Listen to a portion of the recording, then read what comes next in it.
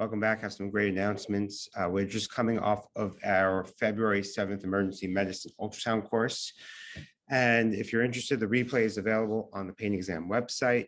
We are also offering other courses, and they will be announced for the emergency medicine docs. On February 28th, we have our pain medicine ultrasound course coming up. And on March 14th, we have the regional anesthesia ultrasound course coming up. Check out the pain exam website for details on the events page. April 18th, I'm doing a select in-person live training event in Manhattan, and the location is yet to be announced. The former location actually went out of business, sadly enough, with the pandemic, but I'm trying to gather a small group of physicians to do ultrasound, socially distanced and cautious, of course, and ideally you've all been vaccinated. So that being said, I hope to see you there. Please, if you're listening to this and you're a fellow, check out the institutional membership. Have your program director reach out to me. It's the most cost-effective way to participate in pain exam and go through all the material. If not, go to painexam.com for your pain medicine board review, pmrexam.com for your physiatry board review, or anesthesia exam for your anesthesiology board review. The details will be on the pain exam newsletter, so if you're not subscribed, be sure to check it out. Make sure you sign up at painexam.com and you'll get the updates, discounts, as well as some other free material. Today we have a special treat. I'm joined by Tim Deer, who needs no introduction. Tim is one of the most well-known and respected pain physicians of our time. He's everywhere, whether it's academic, the medical societies, webinars, you name it. I want to welcome you all back to the Pain Exam podcast. Today I'm joined by a man who needs no introduction, Tim Deer. Tim, welcome to the show.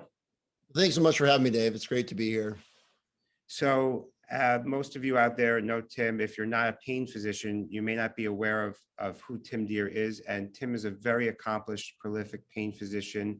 He's one of the founders of ASPN, American Society of Pain and Neuroscience, and is quite well published and well known through his work with charities as well as with the academic pain societies.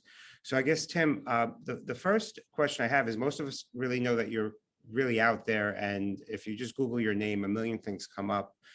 You're quite prolific, and I guess the first question is, how do you balance everything, work, life, family, etc.?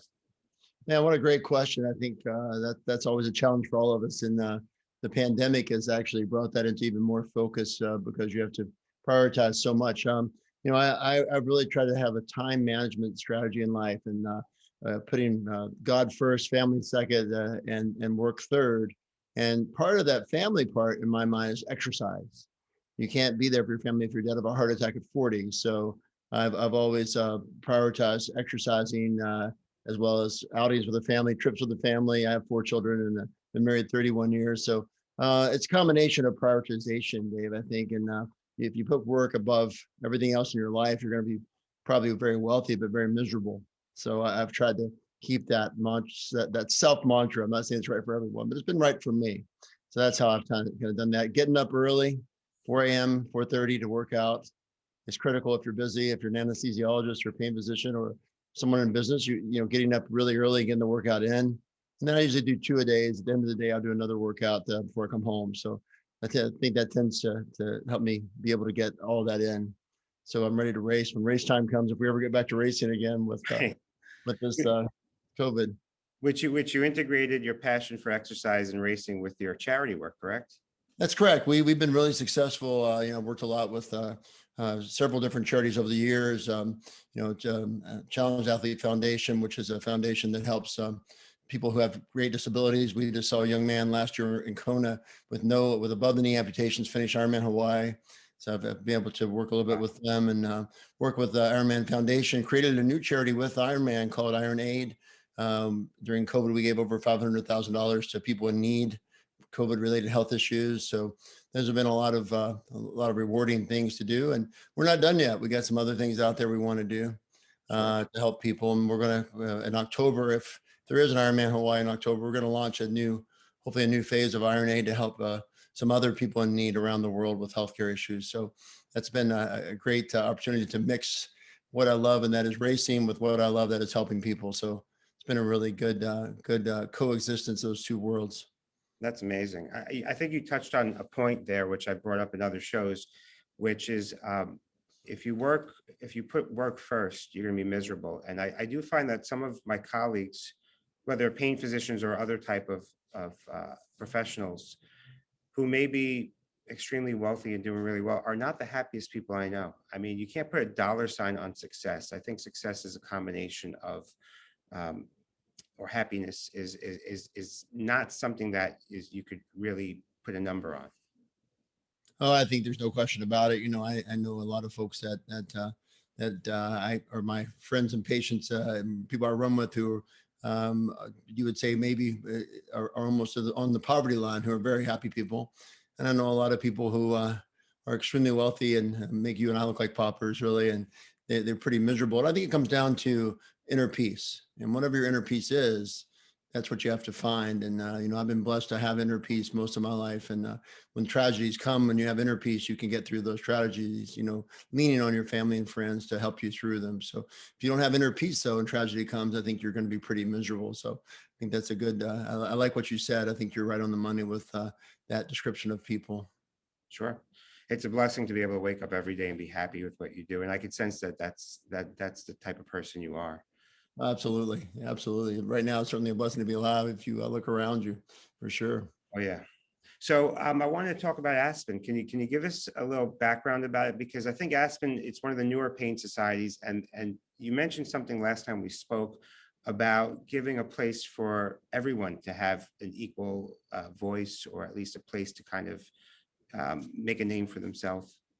Yeah, I think we're achieving that so far. Of course, we might fall down there sometimes, but it's been very good. So, I started off in organized medicine with involvement in West Virginia Society of Anesthesiology and Pain Medicine back in the 90s, became president of the West Virginia Society of Anesthesiology, and got involved in ASA and became chairman of the pain division of ASA for 4 years. And that really led me to understand the importance of societies and how societies can work to further patient care by safety and promoting access to care and different procedures and things. And so then I became involved in NANS about that same time, and was on the NANS board and became an officer in the International Neuromodulation Society. And over 12 years, I was executive committee there for 12 years, including being president-elect.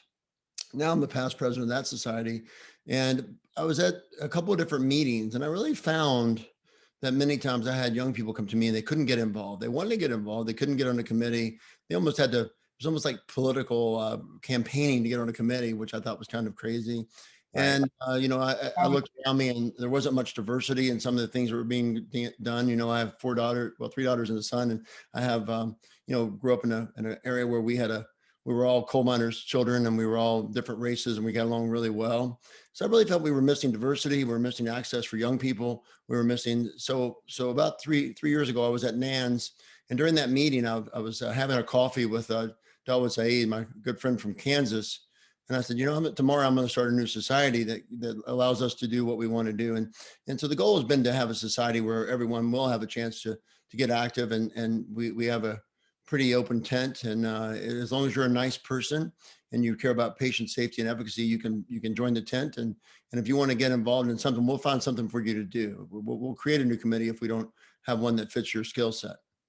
That's great. I mean, I've been an attending for about 15 years, and I wasn't really involved in the society scene for a long time. My children were young. My responsibilities were different. Now that they're a little older, I'm starting to kind of branch out, and I started to see what you're talking about with that. But it's nice. I've been to Aspen 2 years ago in Lowe's, which is one of my favorite hotels down there, and I'm looking forward to this year's, which is July 22nd, correct? Yes, it is. It's back at the Lowe's again this year, which is God willing. hotel, and it's so nice because it's kind of comfortable. And we've talked to them already. And right now, with the current COVID restrictions for Florida, if the meeting happened today, we could actually have one area where there's 250 people spaced appropriately for COVID, and another area outdoors where there's 250 more. So even right now, with the current restrictions, we could have 500 people present. And I think by July, we think that's going to be much better as people get vaccinated. And things of that nature. And we're working with a couple of different companies to offer some on-site COVID rapid testing for people attending, so that everybody feels pretty comfortable with the environment. So I think it's going to be the first really impactful in-person meeting this year. And man, you and I both have had a lot of meetings canceled this year, so we all need to get together. I think that we worried about teenagers not getting together in school and how it's impacted them mentally. But I'll tell you, it also impacts 50-some-year-old pain physicians not seeing their friends. It's not good. That's right. That's right. It's funny, out of all the physicians involved in academia, I think when the pandemic struck, you were the quickest prepared to just get online, do the Zooms and the webinars. And I remember right when this started, you were out there.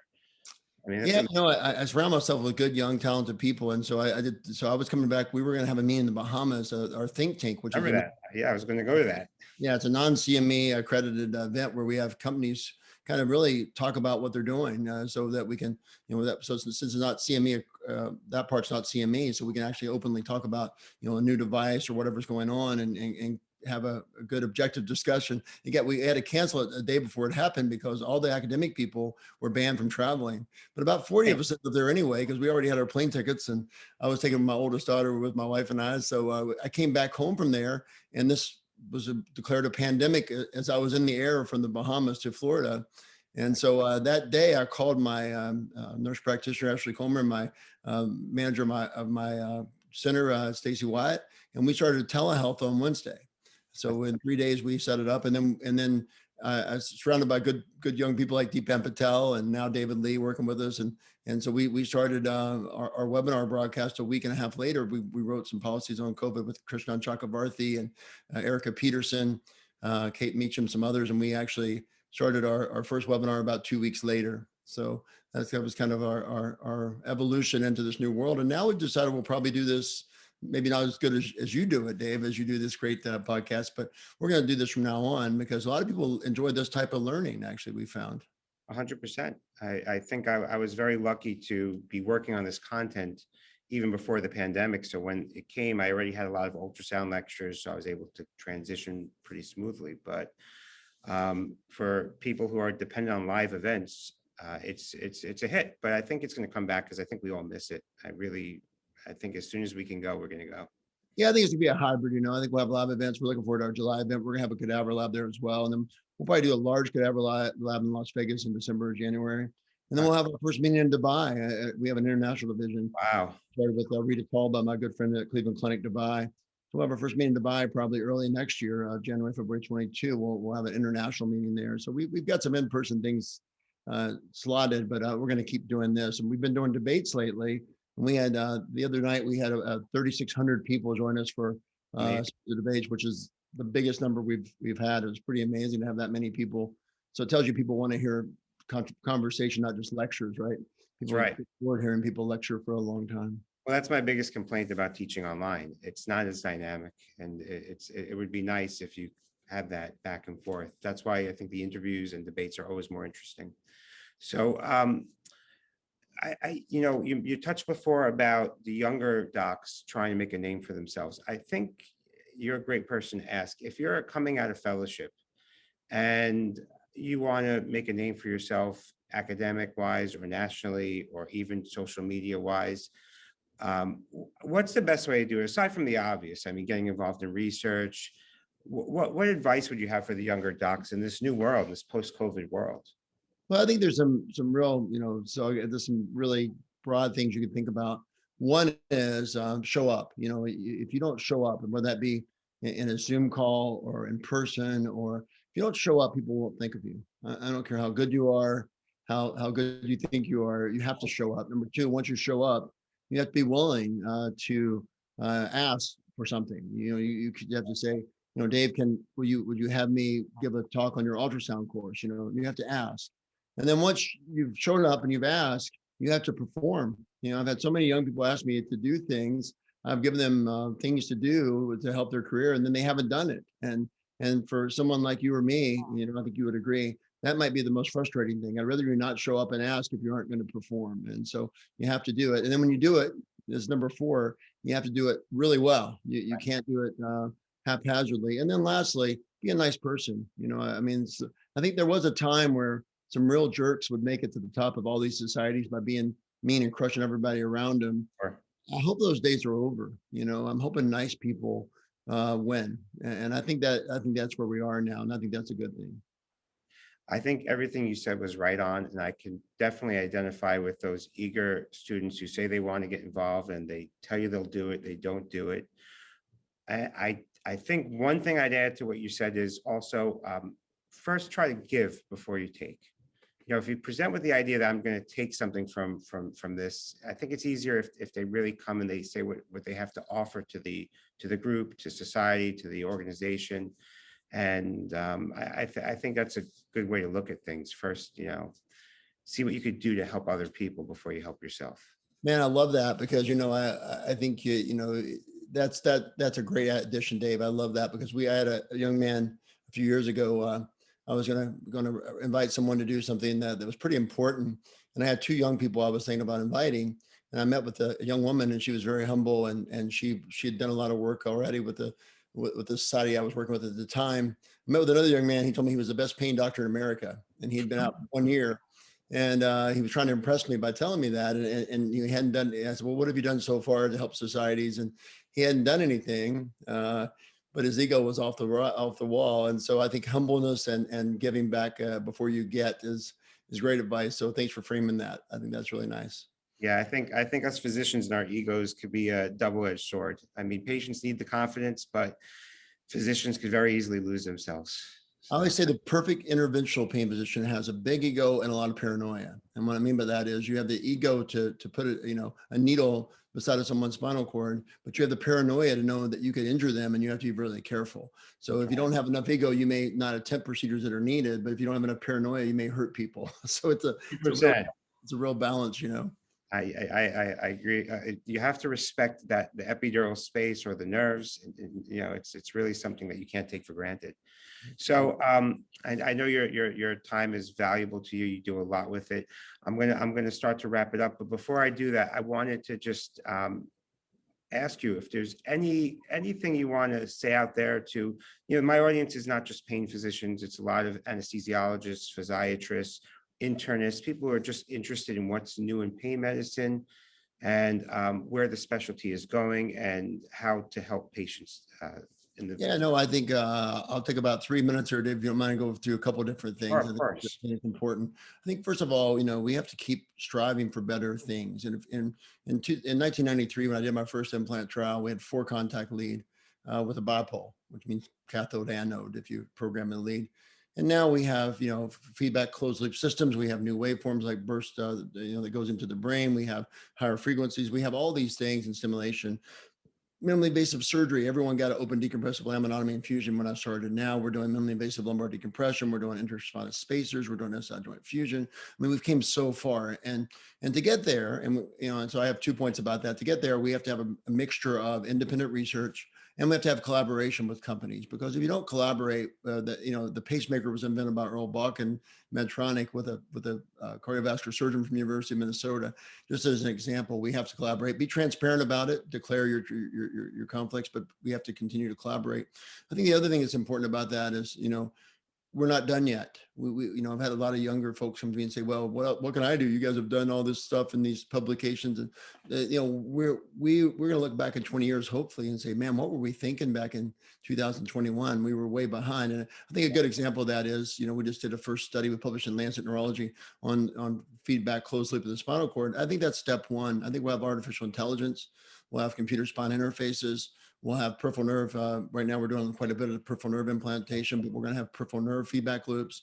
We're going to have, new. I'm working on a waveform project right now. I can't talk about.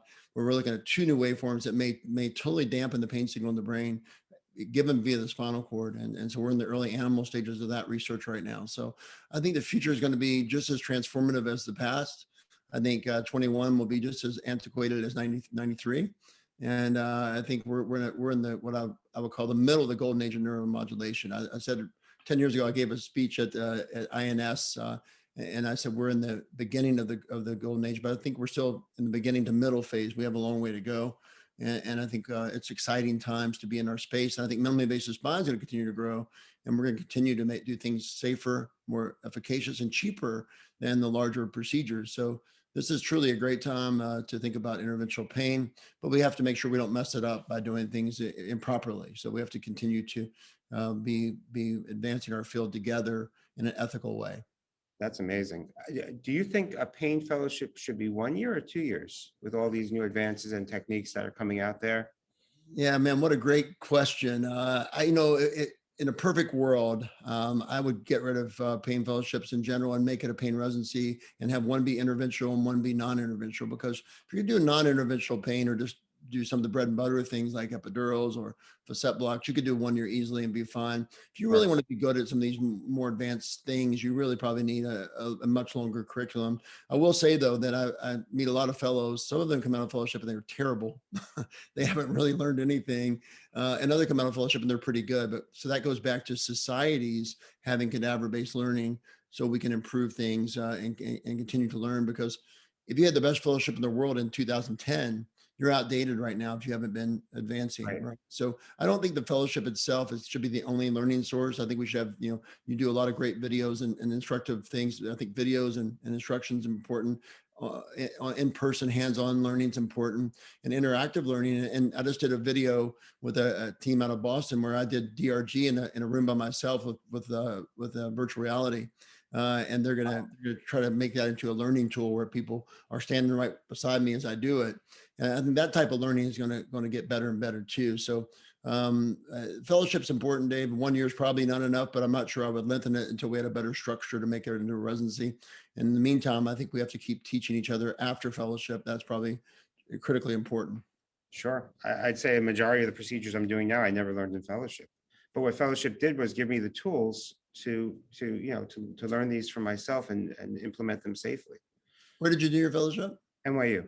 Okay, I knew you were in New York City. I wasn't quite Yeah, sure. Mr. Ebo. Yeah. Yeah. So this is great. yeah. So so I guess anyone who's interested can find out more about Aspen at the website, as well as sign up for the course. I'm going to have the banner on the pain exam website, as well as the newsletter. So it'll be a link back to American Society of Pain Neuroscience. And God willing, we'll all meet in July and hang Yeah, out. absolutely. We should definitely love to get you involved in the meeting as well. So shoot me an email. We'd love to get you on a panel to discuss some of your work you're doing with teaching. I think it'd be important to hear your views. So love to get you more involved, and I think you'd be a great asset. And maybe we could do something live interview down there with each other or something like that for fun. Great, absolutely. Great, Tim. Well, I want to thank you for coming on the show. If there's any closing remarks that you have to my audience.